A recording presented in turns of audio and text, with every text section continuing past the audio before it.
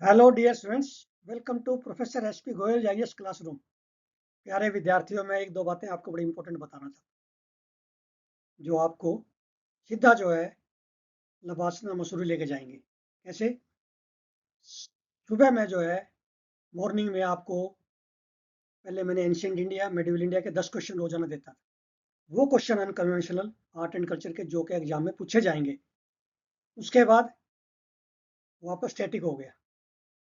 फिर मैं जो है आपको पीडीएफ बना के दो न्यूज़पेपर का एनालिसिस करके 100% जितने एमसीक्यू निकल सकते हैं, जितने आपके मेन के क्वेश्चन निकल सकते हैं जीएस 1 2 3 4 के, वो आपको रोजाना भेजता हूँ। यदि आपको डेली एमसीक्यू मिलते रहे करंट के और स्टैटिक के, तो सबसे पहले तो ये है कि प्रीलिम में आप 100% सेफ हो जाएंगे।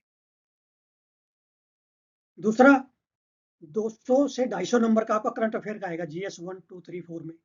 वो रोजाना आप देखेंगे। कल आपने कल की वीडियो में देखा, एक 10 नंबर का क्वेश्चन दिया मैंने प्राइवेट प्रॉपर्टी और पे कम्युनिटी गुड पे। आज फिर जो है मैं एक क्वेश्चन 10 या 15 नंबर का लेके आया हूँ, क्योंकि आज तो ये क्वेश्चन आपको इंपॉर्टेंट लग रहा है, लेकिन जब आप जो है मेन एग्जामिनेशन देंगे सितंबर में, तो आप भूल जाएंगे, फिर मैगजीन पे जाएंगे आप, क्योंकि आपको न्यूज़पेपर आपके पास नहीं है। इसलिए मैं आपको बार बार कहता हूँ टेलीग्राम के माध्यम से, वीडियो के माध्यम से, कि आप जो है मेरे साथ नोट्स बनाइए। तो टेलीग्राम पे भी आप बताइए स्टैटिक आपका कैसा चल रहा है। कमेंट बॉक्स में लिखिए आप कि कितना इंपॉर्टेंट है आपके वो क्वेश्चन। वो आपके रोजाना आपकी एनरिचमेंट भी हो रही है। मैं क्वेश्चन भी दे रहा हूँ कि ये क्वेश्चन आपके एग्जाम में ऐसे आएगा। दूसरा, आपकी इवेल्युएशन भी हो रही है कि आप किस डायरेक्शन में जा रहे हैं। ठीक है ना? तो इस तरह से जो है इस कोर्स को ज्वाइन करते हैं आपका स्ट्रेस जो है 100% फ्री हो जाओगे आप। और आपको रोजाना आपकी तैयारी हो गई, क्योंकि टेलीग्राम पे आपको 10 मिनट लगते हैं। न्यूज़पेपर में 3 4 घंटे जो मैं एनालिसिस करूंगा, वो आपको सिर्फ आधा घंटा में, आपका 1 घंटे में हो जाएगा। नोट्स भी बन जाएंगे। इससे जो है स्मार्ट स्टडी और आपका जो प्रीशियस टाइम जो बचता है, वो इसी इन वीडियो के माध्यम से और इस टेलीग्राम के माध्यम से बचेगा। अब हिंदू और इंडियन एक्सप्रेस के एनालिसिस में ये देखिए आप। आज कल की जो वीडियो थी उसमें मैंने आपको 10 नंबर का एक क्वेश्चन दिया, private property and community good, जिसमें 31C, 39A, 39B और सी, 39B और सी का जो ना उनका एनालिसिस किया था मैंने। और मैंने ये भी बताया आपको टेलीग्राम पे, ये आपका 10 नंबर का क्वेश्चन आएगा मेन एग्जामिनेशन में। इसी तरह आज जो है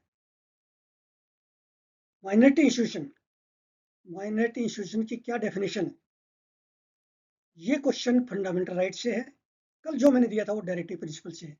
फंडामेंटल राइट से जो क्वेश्चन आएगा वो डायरेक्ट नहीं आएगा लक्ष्मीकांत से, यहाँ से आएगा। वो ये देखना चाहता है एग्जामिनर, क्या आपको ये कंसेप्ट क्लियर है माइनॉरिटी इंस्टीट्यूशन की, इनको क्या फंडामेंटल राइट्स है।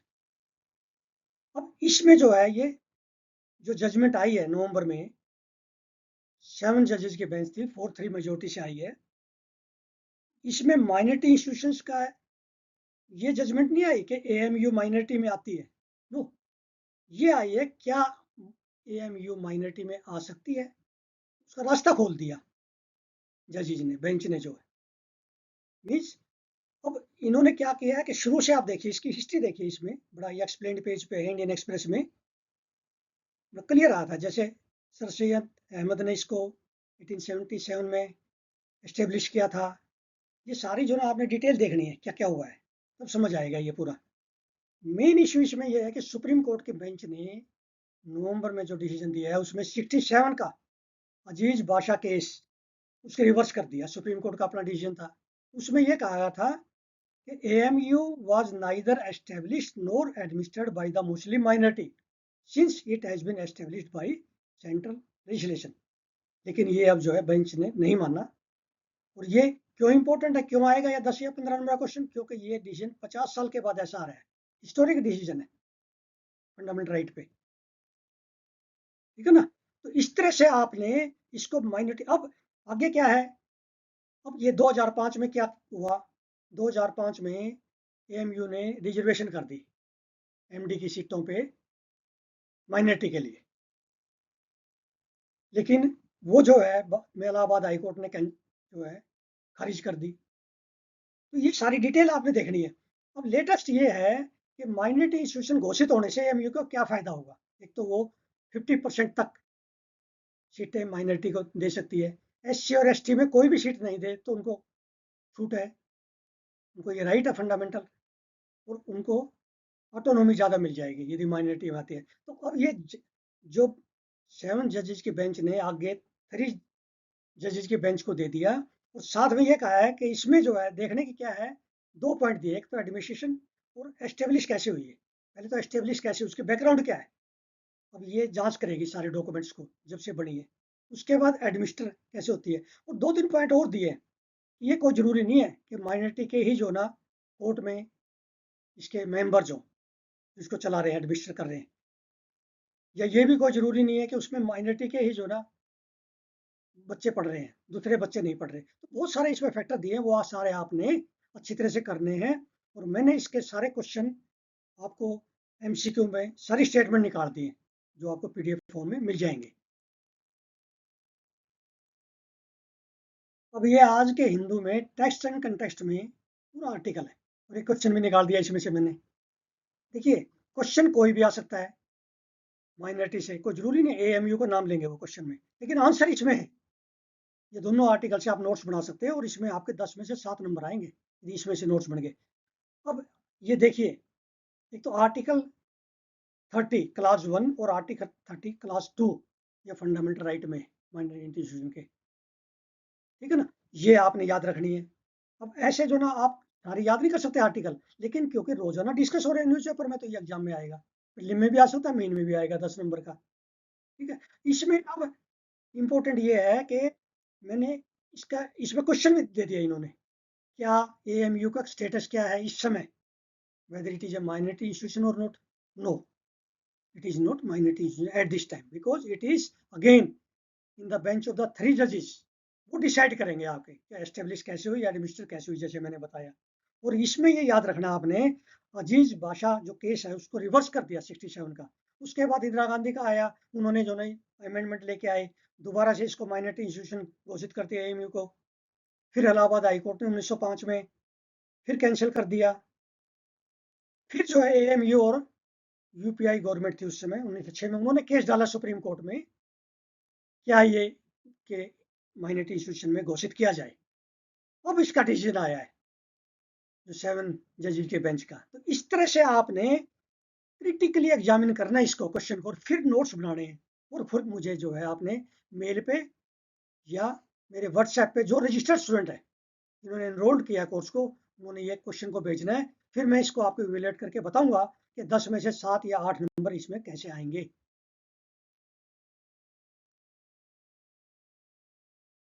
अब ये इसका क्वेश्चन देखिए, मैं क्यों जोर दे रहा हूँ, क्योंकि ये 10 या 15 नंबर का आएगा। Can AMU finally claim A minority status, ये टेक्स्ट एंड कंटेक्स्ट में क्वेश्चन बनाया हुआ है।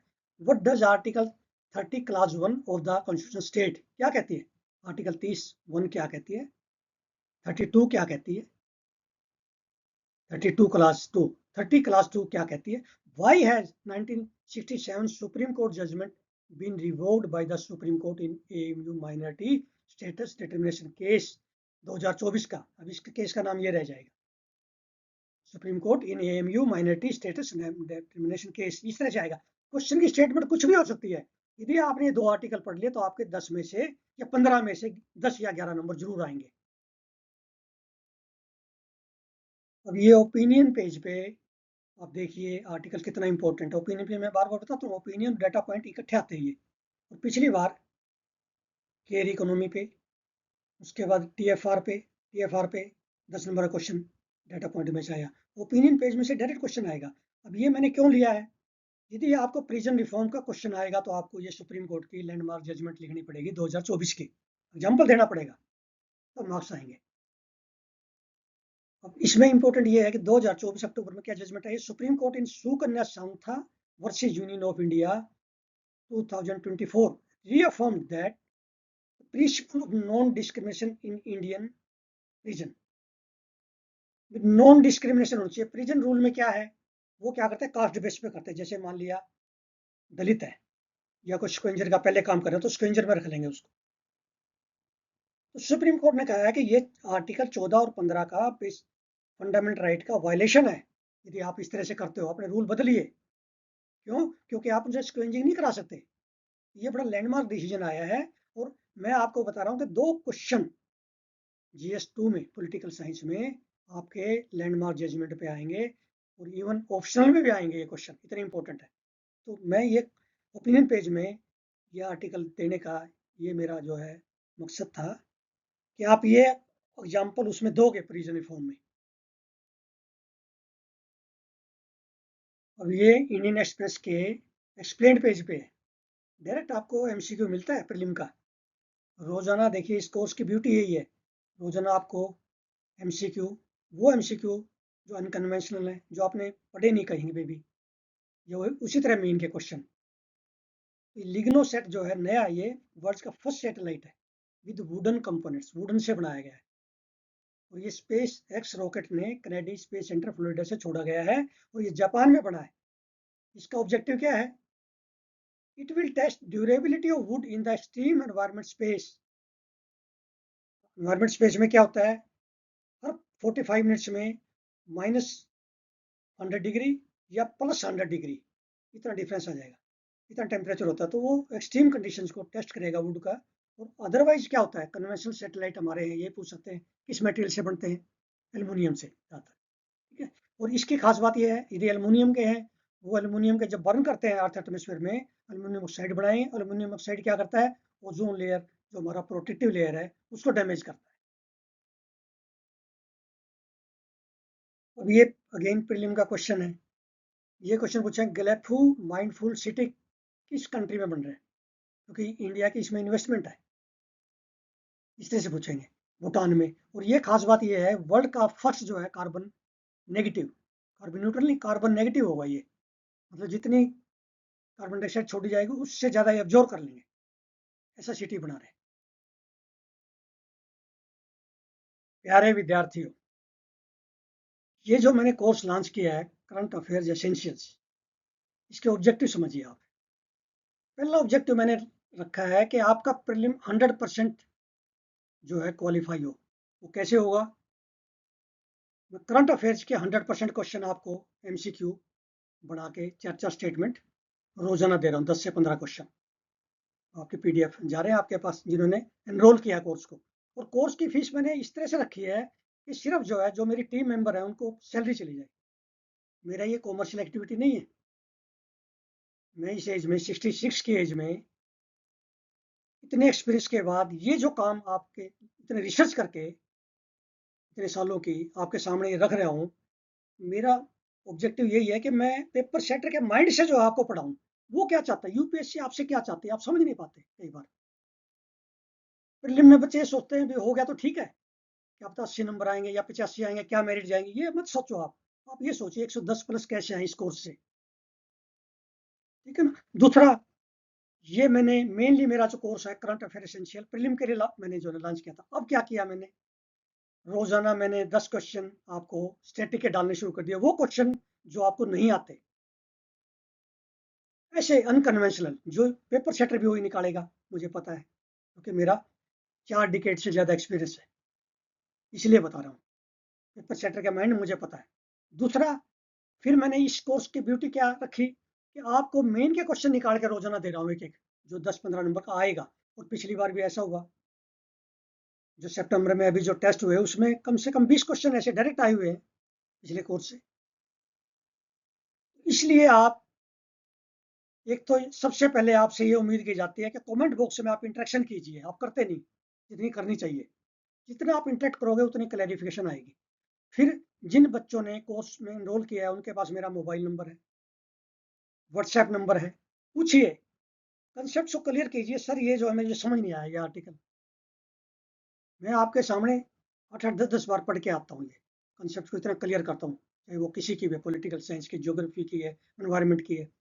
और मैंने जो है ये भी कोशिश करूंगा, आपको मैंने बताया 10 मॉक टेस्ट आपको कोशिश करूंगा कि फुल लेंथ लेके आऊँ आपके लिए। वो कॉम्प्लीमेंट्री होंगे जो एनरोल करेंगे। और इसी तरह आपको एंशिएंट इंडिया, मेडिवल, और बहुत सारे जो है ज्योग्राफी, एनवायरमेंट साइंस, एग्रीकल्चर, ये सारा कॉम्प्लीमेंट्री मिलेगा। और एक बार आपने सिर्फ ₹4,900 देने और फिर उसके बाद स्ट्रेस फ्री हो जाओ। पिछला सारा मटेरियल मिलेगा आपको जो मैंने अब तक कवर किया PDF फॉर्म में। और आपको क्या चाहिए? इस तरह का जो है मुझे नहीं लगता, क्योंकि मैंने मॉक टेस्ट भी अटेंड किए पिछली बार दिल्ली, सारी इंस्टीट्यूशन भी देखी। रोजाना आपको कोई क्वेश्चन निकाल के नहीं देता न्यूज़पेपर का एनालिसिस करके 100%। तो इसलिए मैं आपको से ये एक्सपेक्ट करता हूँ कि आप इंटरेक्शन कीजिए, ज़्यादा से ज़्यादा बताइए, चाहे वो टेलीग्राम चैनल पे क्वेश्चन डालता हूँ, चाहे वीडियो में डालता हूँ, खुल के बताइए आप, डिस्कस कीजिए। रोजाना आप अपने क्वेश्चन जैसे भेज रहे हैं उस तरह भेजते रहिए मेन के, मैं इवेल्युएट करके भेज रहा हूँ आपको रोजाना।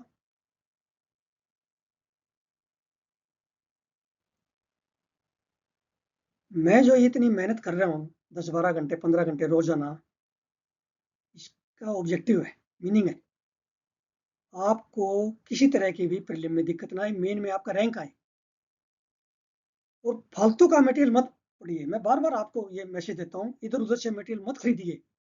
ये जो मैंने मॉडल बनाया है करंट अफेयर का और स्टैटिक का, इसी मॉडल पर रहिए रैंक लेने के लिए। मेरा फर्स्ट ऑब्जेक्टिव मैंने बता दिया आपको, प्रीलिम क्लियर करा के आपको रैंक दिलवा के मसूरी में जो है ना आपकी सीट कंफर्म करानी है।